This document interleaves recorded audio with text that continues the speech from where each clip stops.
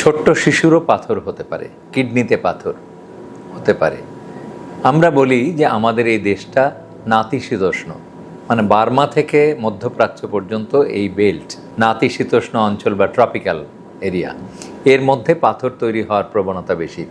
কিন্তু আমরা জানতাম যে এই 20 থেকে 50 বছর বয়স, মানে 20 থেকে 50 এর মধ্যে পাথরটা বেশি তৈরি হয়। কিন্তু শিশুরাও যে এই পাথরে কিডনি পাথুরি রোগ থেকে নিরাপদ নয়, সেটা প্রথম দেখলাম। ফরিদপুরের ছোট্ট শিশু 2 বছর 4 মাস বয়স যখন আসলো, বুকটা তো কেঁপেই যায় নাকি। এত ছোট শিশুর কিডনির পাথর ছিদ্র করে বের করা মহান আল্লাহ তাআলার দয়া ছাড়া আমাদের পক্ষে সম্ভব হতো না। এবং সেই শিশুটি এখন সুস্থ আছে, কিছুক্ষণ আগে তার বাবা আমাদেরকে জানালেন। আমরা কৃতজ্ঞতা জানাচ্ছি মহান আল্লাহর প্রতি যে তিনি মানুষকে সুস্থতা দান করেন। এবং সেই সাথে সাথে আমরা বলছি যে হ্যাঁ, প্রচেষ্টা থাকলে এই দেশেও সম্ভব সব কিছুই সুষ্ঠুভাবে শেষ করা।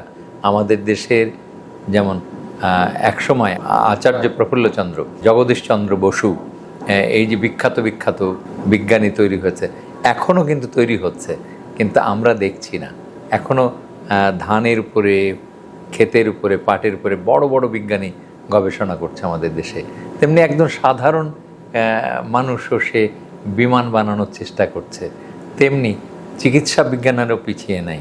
চিকিৎসা বিজ্ঞানও গুটি গুটি পায়ে হয়তো আপনার অজান্তে, আপনি হয়তো মানছেনই না, কিন্তু এগিয়ে গেছে অনেক দূর। হ্যাঁ, আমাদের রোবট নেই, আমাদের দেশে রোবট নেই, কিন্তু ল্যাপারোস্কোপি আছে।